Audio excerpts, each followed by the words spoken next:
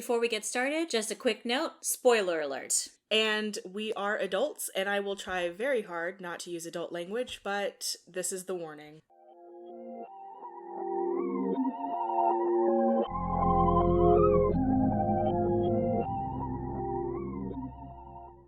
Hi there, and welcome to Fright Bites. My name is Jennifer. And I'm Sadina. Each episode, we will feature a short story or novella. You can read along with us by finding the full reading list posted on our website, lastlibraryonTheLeft.com, or following our social media at LLOTL Podcast. Today, we're talking about the novella X's for Eyes by Laird Barron. It was published in 2015 by Journalstone. The official summary reads, Brothers Macbeth and Drederick Toombs should have it made as fair-haired scions of an impossibly rich and powerful family of industrialists. Alas, life is complicated in mid-1950s USA when you're child heirs to the throne of Sword Enterprises, a corporation that has enshrined Machiavelli's The Prince as its operating manual and whose patriarch believes, now I am become death, the destroyer of worlds, would be a swell company logo. Sorry. See, I don't read summaries, and that was the most accurate thing. Yeah.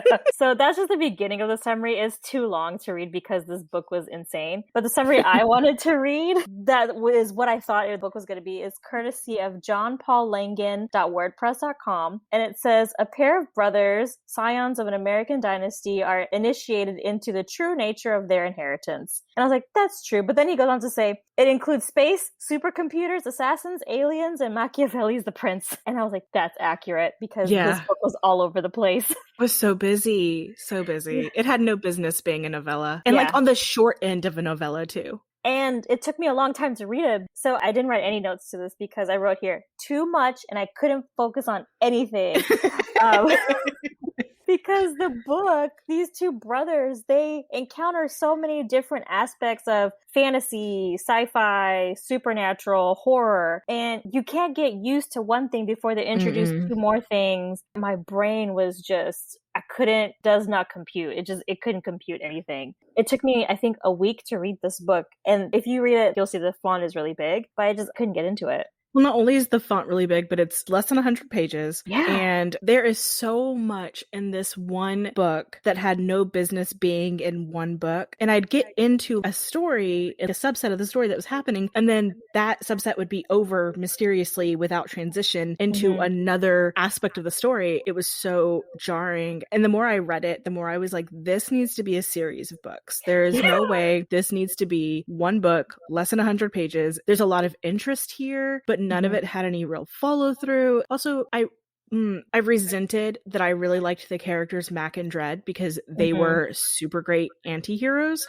but they were 12 and 14. Y'all, they have a scene in the very beginning where they put up hookers, and I was like, not okay with that. And they were having this long discussion about their sexual exploits, and I was like, no. Yeah. Why would you do that? That was really gross. Just because of their ages and because as a grown woman reading about their exploits, I felt dirty by proxy, right? Right. And I guess this ties into that era. I remember people who were born around that time or young kids around that time telling me like, I used to drive and I didn't have a license yet and I knew how to drive. You know, they had these privileges that we didn't have. The fact that Mac and Dredd smoked wasn't a problem because I was like, okay, it's the 50s. They probably were smoking in the 50s. Yeah. I was like, but they were not picking up, oh my God, please don't tell me they were picking up hookers. And not only did they take hookers, they took them away from their original Johns and got into a fight about it with the original Johns. And I was like, these kids, if their characters were at least 16 and 18, maybe, but like preferably in their early 20s, this would have been a really fascinating read because their characters were really kind of fun and dynamic, but 12 and 14 was too much for me. Yeah, I was reading somewhere that someone compared it to the Hardy Boys, and I was like, oh, I'm all in, right? And I was like, no. No. But the characters, they did read like Hardy Boys a little bit, the two brothers. And so I liked them too, minus the age part. But I don't know. There was just something about this. This was not for me. And I read this and I was like, no. There was nothing redeeming about this book except the summary of it includes everything. Right. But it includes everything without any real closure. Because, Yeah. like, the other thing that kind of bothered me was, you know, it takes place in the 1950s, but the corporate espionage felt way too modern for the time Yeah. frame. They were talking about technology that we know didn't exist in the 1950s. It was a little bit outside of my scope of reality. I don't know. It was interesting, but it was not well done. So I started thinking about it like the Venture Brothers, and sort of like their Venture Brothers meets Eldritch horror. But the first book should have been the satellite crashing to Earth.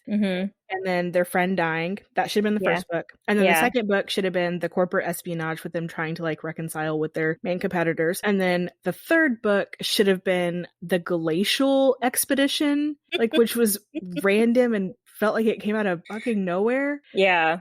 And then the fourth book should have been the space horror aspect of it, on the edge of the universe, reality. There were so many better stories that could have been books on their own, or even just novellas on their own, that we could have got an entire series out of this, and it was not paced well at all. Everything was just like so rushed. Yeah, it was really rushed. I admit liking the intro where the guy from the future, I assume, or different reality or space comes and talks to Mac, and Mac faints. And I was like, ooh. And I kept reading, wanting that payoff. They kind of vaguely mentioned it towards the end, and I was like, no. Yeah, that he was like the scion of the actual thing at the edge of space. The kid, because the thing at the edge of space is like, oh, you mean my child who's a brat and out there trying to run his own game and thinks I don't know about it? And I was like, that's a really human way of looking at it. And I don't think that that's how this would have played out. I got really into that first part, and then I turned the page. And I was like, and I kept turning the page. I was like, what is this book? And isn't that part of the problem too, is that you turn the page, but there's no, you know, sometimes when you're reading, they have that little strike through between paragraphs that lets you know that a transition has taken place. None of that was here.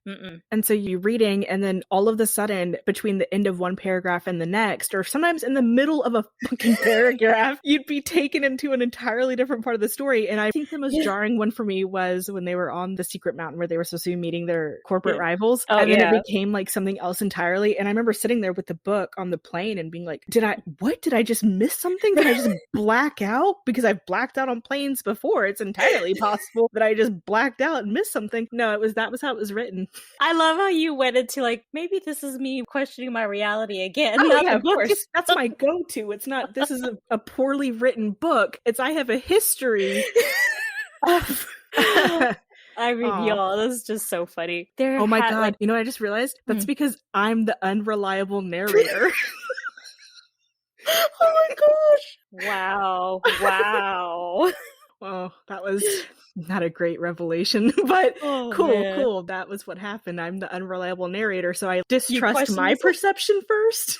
Okay, Sanita. Oh, that's too funny. Oh, man. Oh, no.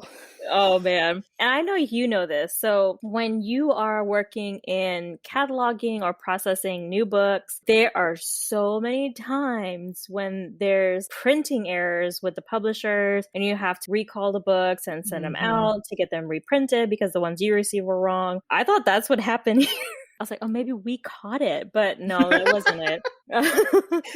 Mine is a library copy, so I was like, yeah, this is a messed up book. And then I was like, oh, I know what this guy is doing. He's doing this thing that this happens a lot in thrillers and psychological movies and books, where they give you all this stuff that doesn't connect, and then at the very end they connect it all. Yeah, he didn't do that either. No. So I was just like, okay, I'm just gonna not like it, and that's just gonna be how I deal with this book, with no notes. Also, the ending was not satisfying because it felt like you said, like, none of it tied up together neatly. And then you don't even know if, because Mac was the older one, right? And Dredd was the younger one. I think so, yeah. So Mac chose the path, but you don't know if it's because he chose it to go against the family and like now he's going to not sign on with the Eldritch horror, or if he chose to sign on with the Eldritch. I don't know. It was really unclear where they're moving forward. Yeah. Also, I really liked that everybody was like, we all know that the older brother brother is the weak point because he's going to do something to protect the younger brother. And they're like, but the younger brother's a sociopath. Like, he's not the one you want to try. That reminds me of all the tropes of the oldest child, the middle child, the baby of the family, and on TikTok. And they show you, like, for example, this one TikTok that I save and I sent to everyone. The oldest child gets the food, they're fine. The middle child gets the food and they are making a mess. It's like World War II as they eat. They're just so psychotic. But the baby is like, I wanted a blue plate. And then like throws the food. That one cracks me up. It also plays into the oldest child has a fever and a runny nose and is puking, and the parent is like, you can still walk to school. Yeah. And then the middle child is like, I don't think I feel well. And the parent is like, well, what am I supposed to do about it? Yeah. And then like the youngest child is perfectly fine, but happens to go like to clear their throat. Yeah. And the parent is like, oh my God, my baby. You can like be out of school for the rest of the week.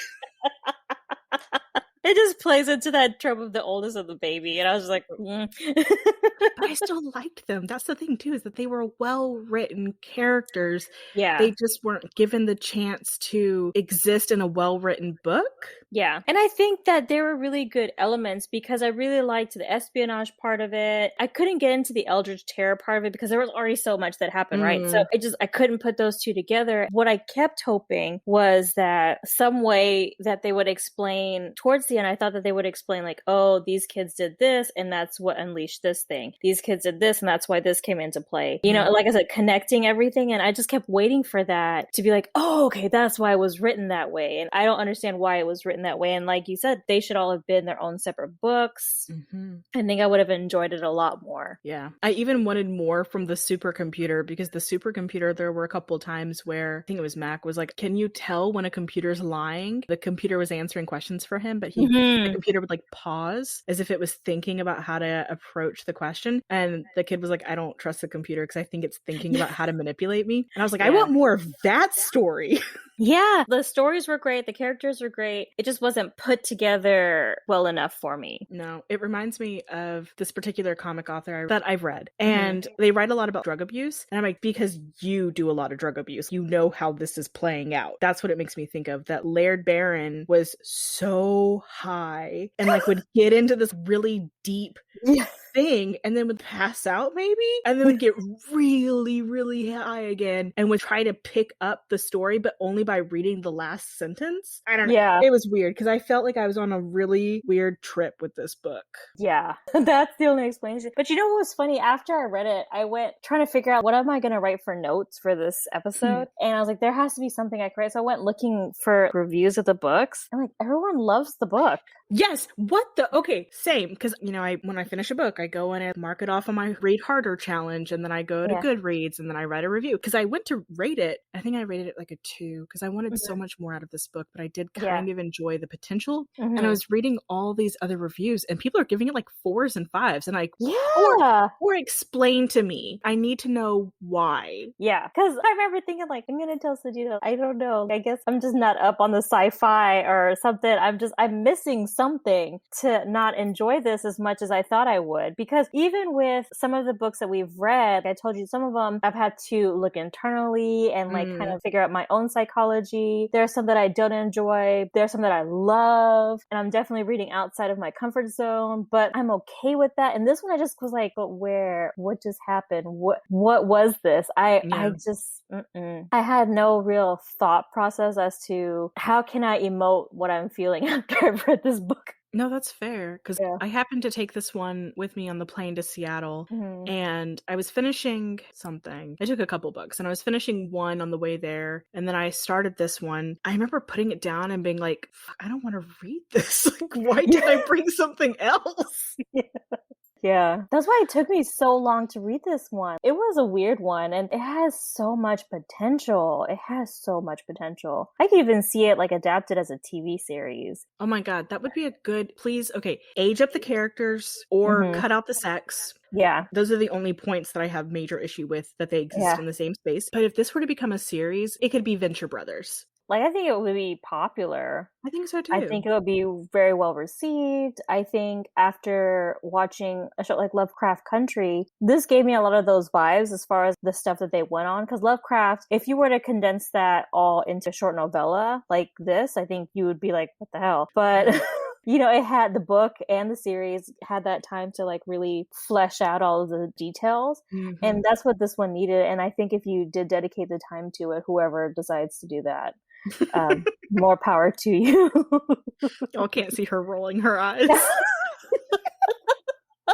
Because, I mean, I don't know. It just had so much potential. It did. It really had a lot of potential. That's the bulk of my notes, actually. I have here, I think the story should have been more fleshed out. In the end, I wanted more from this book. Mm-hmm. Yeah, it could have been better. It could have been so much better. I think that, I don't know. Like, it just, with all the reviews and the admiration for the cover and stuff, it's just so weird to... Wait, can we talk about the cover real quick? Because that only came up once, the X's for eyes, when the creature that I guess is a scion of the Eldritch Horde, because it was like shapeshifting and was, you know, the guy that showed up in the very beginning was like throughout the entire book, but just in different forms. Yeah. And that was the one for the espionage on the mountain. And he like did something to the pilot and took his eyes, but left behind X's. That was literally the only reference. It never happened. Yeah. I thought it was going to happen to one of the kids, honestly. Yeah, because so the cover has two, I'm assuming it's Mac and Dread. And so there's X's over both of their faces. And so there's also an eye over both of their faces too. And I was like, oh, okay, they're going to both end up dying. Like, I already know that at the end of this book, they're both dead. No. No. So I don't know. It's just so... You know what it felt like? So I love Artemis Fowl. It felt like an inappropriate Artemis Fowl on crack. It was like it had all the adventure to it. It was a young anti-hero. They were from a wealthy family with neglectful parents. You know, it had all of it. It had the butler or whoever who was, you know, watching them. They went off to train in the mountains. It had so many elements that were similar, but Artemis Fowl is well written and age appropriate. Yeah.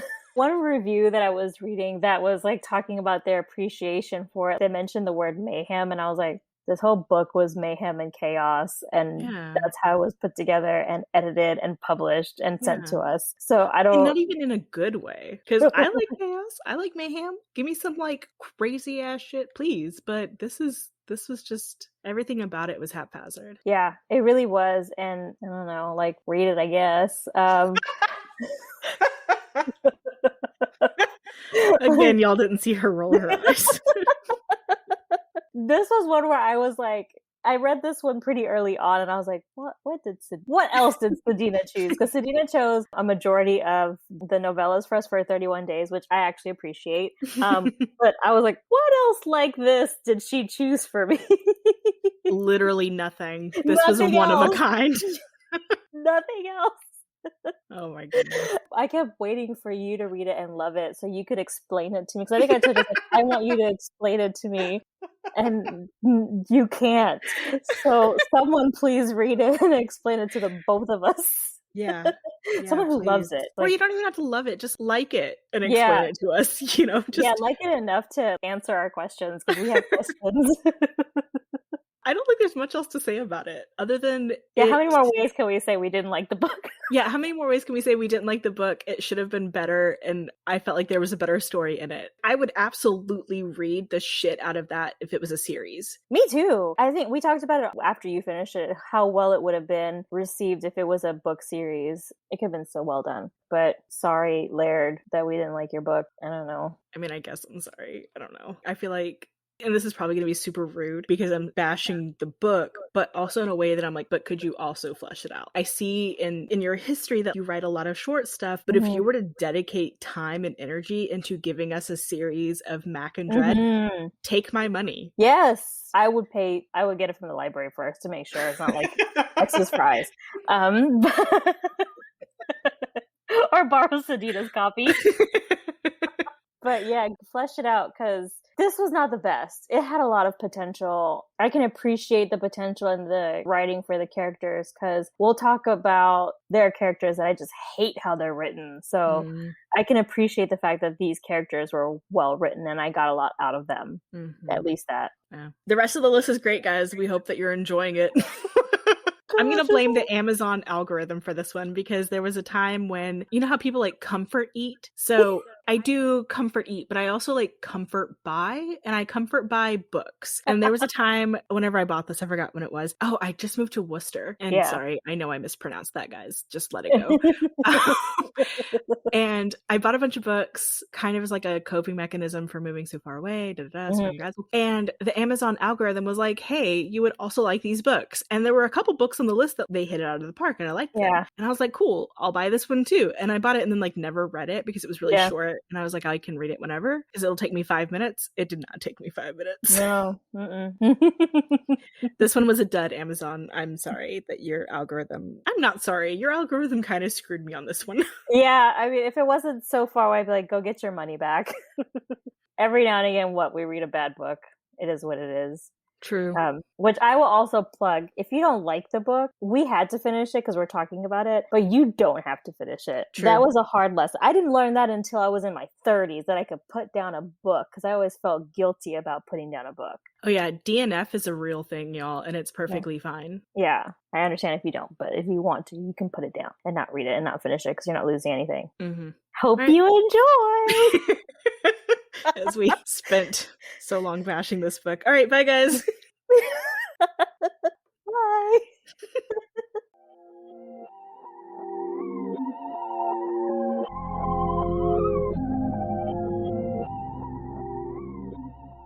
If you liked listening to us ramble on about horror, subscribe to our podcast and tell your friends. And if you would like to follow us on social media, you can find us on Instagram or Facebook at LLOTL Podcast. Check out our website by going to lastlibraryontheleft.com. Be sure to visit our About Us page to discover our 2 truths and a lie. Or, if you'd like to send us an email, you can reach us at somethingwicked@lastlibraryontheleft.com.